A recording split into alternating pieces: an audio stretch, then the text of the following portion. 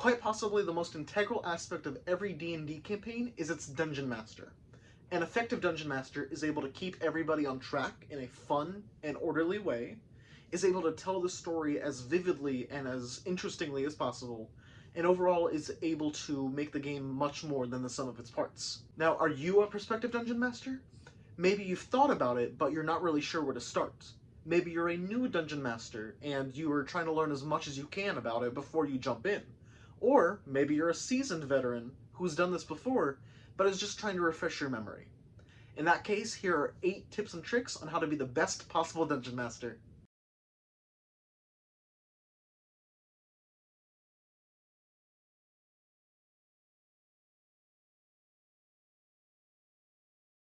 So I know this first point is going to sound very simple, but I actually recommend you know how to talk. So when you first start out as a Dungeon Master, it is very easy to get lost in your own head. It is very easy to stumble across your words, to start stuttering, because you're suddenly given all of this responsibility. You're running a game for maybe 4 to 7 people. You have to remember all these different details. You have to make sure that everybody is feeling like they're a part of the story. So when you have all of that going on at the same time, it is very easy to sit there and just forget, or stutter, or things of that nature. So what I would recommend is just to practice talking. So right off the bat, I know this sounds very simple, but know how to talk. So in D&D, when you're a first time or a new Dungeon Master, it is very easy to start stumbling over your words, to start stuttering, to forget things in your head, because when you're given the control and power over a group of, say, 4 to 7 people, and you're running an entire campaign and you need to memorize all these different details, it is very easy to start splatting out your words without really thinking. So I would recommend just practice talking. Maybe you can practice talking in the mirror. Maybe you can, if you're in a service job, like, say, a waiter, practice talking to groups of people at one time. My hope is that as you start to develop that, you know how to really talk, how to keep going. And another thing you can do is to just watch D&D videos online on YouTube. So there are plenty of videos of people playing the game with each other. You can listen to how other Dungeon Masters talk, and you can kind of copy their flow, their cadence. Of course, make it your own, but at the same time, see what works for them, and see how you can fit it into your own style, into your own voice. Hopefully by watching the way that other people play and the way that other people communicate, and then develop your own sort of communicative style, your own sort of voice, putting those two together can make the best possible communicative style for you, so that when you start playing D&D and you start becoming a Dungeon Master, right from the start you're able to effectively talk.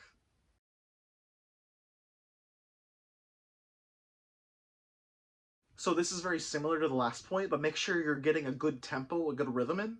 So I can tell you from experience, when I first started playing D&D as a Dungeon Master, I felt it just in the deepest subconscious of my head, I've got to get every bit of information out now. So I just start talking and talking and talking and just da-da-da-da-da-da-da-da-da. And by the end, I felt like I was just swamping everybody with all the information that I've been giving. And so what's best is that you just learn how to pace yourself, learn how to build a good tempo, so that you give the players just enough information they need to continue the story, and then let them explore from there. If you just keep on feeding them information, they're bound to forget things because you're giving them so much information. But at the same time, if you just tell them 1 or 2 sentences, it's not going to really do them all that good. So just find a very good balance, a very good tempo of how fast or slow you want to speak. Find a good tempo of how much you want to give when you are speaking. And so overall, if you're able to find that cadence, find that tempo, the information is going to be a lot more engaging. They'll have just enough to work off of, and at the same time, you can continue the story without overdoing it or overflooding them.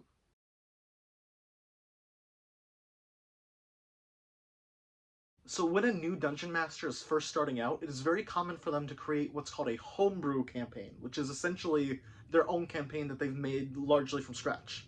And while it's great to be very creative and to think about these different new concepts, at the same time, it is very easy for you to overwhelm yourself. If you're thinking of all these different characters and quests and potions and locations, it's very easy to get lost in all of it, and you start to lose the feel of Dungeons & Dragons. What's best is that when you're a new Dungeon Master and you want to create a homebrew campaign, start small. So maybe have an entire story revolve around a singular city, and you're trying to protect that city from, say, a raiding group of bandits. Maybe you are protecting a forest from a roaming dragon, things like that. And once you start small like that and you start really grasping the concepts and you're really starting to understand how a dungeon master works and how moving a story along works, then you can start to expand your narratives and start getting into the bigger things like countries or nations or whatnot. So, countries and nations, that's the same thing.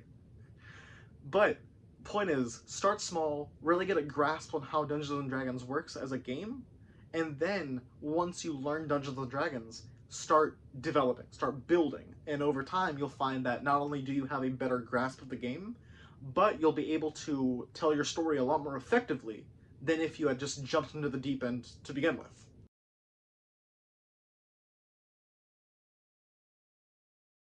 Another thing that I'll readily admit is that when I first started my homebrew campaign, I had all these different things that I wanted to have happen, and they needed to be done a certain way, the way that I personally envisioned it. And anybody who's played Dungeons and Dragons more than once knows that whatever plan you have does not work. So, while a campaign that you may create is your brainchild, you would envision it going a certain way, you would really love for certain criteria to be met, 9 times out of 10 it's never going to work that way. So let your characters, let your players develop the world for you, develop the story for you. I like to imagine the role of a dungeon master to be sort of the skeleton of a story, where you give all of the resources necessary to build out the world, you give all the resources necessary for your players to play, and let them be the flesh, the meat, the bones, whatnot, and let them sort of develop the story from there. You can give them structure, you can give them the ideas, but then see where they take it. Once you bring people into your world, it is no longer your story, it's everybody's story. So it's only fair if you let everybody tell the story collectively. If not, it is really unfun for people to play a specific D&D campaign, and then the entire time the Dungeon Master's just, actually, no, if you do that, you gotta do this instead. Instead, just let them play, and let them be people, let them be players, and let them have fun. Again, be the skeleton, develop the structure, let them take it from there.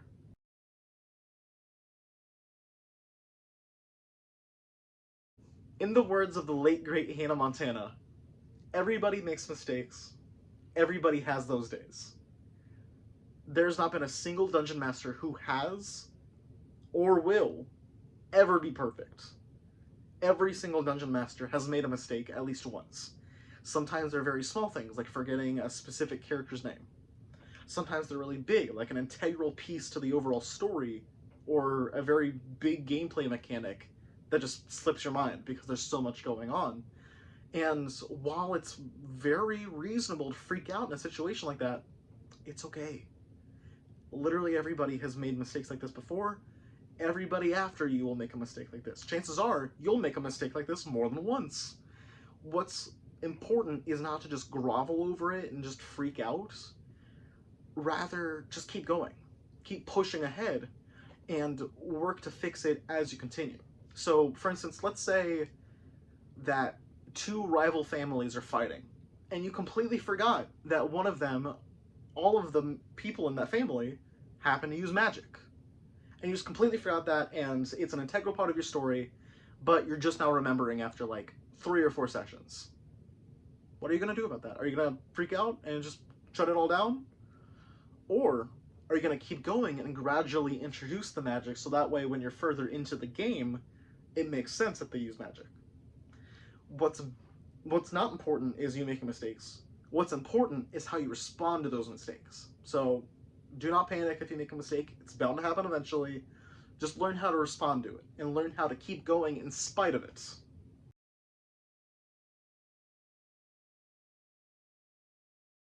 Now, this one is very similar to the 4th tip about having everybody tell the story collectively, but diversity is very key to D&D.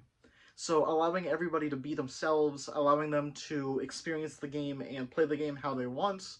Obviously, there's got to be some boundaries to it, but for the most part, promoting diversity, promoting everybody having fun in their own respective and unique ways is a very important part to Dungeons and Dragons. So I'll give you an example. So I ran a campaign, one of my very first ones, where I just described it as a high fantasy. So you can fit a lot of different things into that. So I had people come up to me with different ideas for characters, and they were very wacky and wild, but they all fit this sort of central theme that I was going for. So even though I didn't personally envision those specific kinds of characters fitting into the campaign, I still slightly altered the campaign so that they could naturally fit in a way that made sense. Now, one of my players I did have to shut down because this was a fantasy world, medieval times, dragons, knights, princesses, things of the like, and he wanted his character to be a rock artist from the 80s. And so, very clearly, once you get to that point, you gotta shut it down because while I love the energy, it just didn't really fit with the narrative I was trying to tell. So, what I would recommend for you is just to let people be themselves in a way that makes sense for the story that you're trying to tell. So, just overall, let your players be themselves. It is very easy for you to design a campaign and then say, I want this kind of character and this kind of character. But if you create a campaign and tweak the rules just enough so that they can be themselves in your story and sort of put themselves in their character's shoes, I'm sure they'll have a lot more fun and be a lot more emotionally invested in the story. So I can give you another personal example. My very first campaign, I felt like everybody had to fit a certain narrative. It was a game where my players were defending a religious city, and so everybody's character had to pray to a different god. Everybody's character had to be completely morally just and completely like the pinnacle of goodness. And so while it's okay to have a theme like that, it is a tad bit restrictive. Now, obviously I can't, say let one guy be the epitome of evil, let one guy just be whatever he wants, let another person be something completely random from those two. Obviously there needs to be different guidelines, but if you let people sort of push the guidelines a little bit and be themselves, that's going to mean a lot to them. They're going to have more fun, they're going to be more invested, and as a result, they're more likely to continue playing over and over with you because they wouldn't feel like they need to fit a certain criteria for you. They feel like they can be themselves.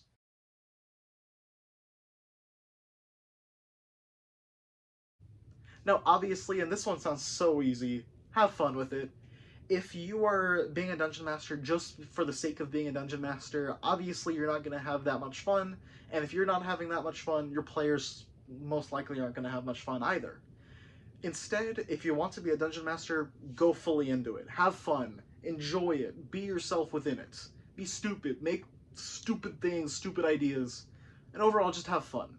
Because if you are enjoying yourself and you are exuding that energy, that joy, that passion, that fun, then I'm sure that at least a little bit of it is going to rub off on your players. And as a result, it's going to spread around the table. The more the Dungeon Master exudes confidence and happiness and passion, the more likely the players are to become invested in the overall story. So, overall, just have fun.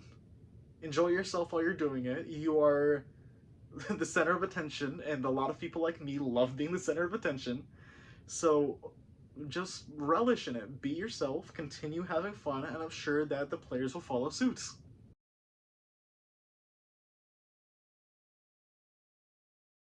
And then lastly is just to share the love. So what I mean by that is if you're a new Dungeon Master and you learn all the rules and you keep going and you find yourself really enjoying it and you become a sort of Dungeon Mastering expert, then don't stop there. There are a lot of people who are in your shoes who want to learn as well, and there are going to be a lot more people who are going to start learning in the future. So what I would recommend is just to keep giving back. If you find yourself enjoying being a dungeon master and you want to keep Dungeons and Dragons going as a community, then consider mentoring another person who wants to be a dungeon master. Consider giving them tips like I am right now. Consider just showing them the ropes and showing them that it's okay. It may seem scary at the surface to be a dungeon master, but once you start getting into it, it's not that bad. So overall, just, don't get complacent. Learn to share the love during a game and outside of a game, because if you show that a dungeon master is fun, being a dungeon master is enjoyable and rewarding, it is all the more reason to share that with others, and it is all the more reason for you to keep going. If we have a very strong and healthy community of dungeon masters, I guarantee Dungeons and Dragons as a community and as a game will be all the better for it. And those are my tips. Now, obviously, this is not an exhaustive list. There's a lot more that you can learn as a dungeon master, so if you'd like to see a part 2 to this video, please let me know. And also, if you find yourself not agreeing with me in any of these points, please let me know, because I am not an expert. I am not the dungeon master, so if there's something that you feel like I was wrong about, or if there's something that you feel that I could have gone into better detail about, please let me know down in the comments, because while I am trying to educate the next generation of dungeon masters, I myself am also trying to educate myself. And so I hope that we can continue growing and learning together. Dungeon mastering isn't something where you meet certain criteria and then boom, you're done. You don't have to learn ever again, because it's a constantly evolving process. You can always be better than you were last time. So I really am excited to see what progress y'all make. I really hope that one day y'all will become better than me. I'm sure that you will. And so I'm really excited. This is a really big community for me. I play Dungeons and Dragons all the time, and so I am just really excited to see new people join the fandom and new people join the community, and overall just see the game grow. So let me know how it goes. I will see y'all next time. Thank you so much for checking out the Board Game Archives. Take care.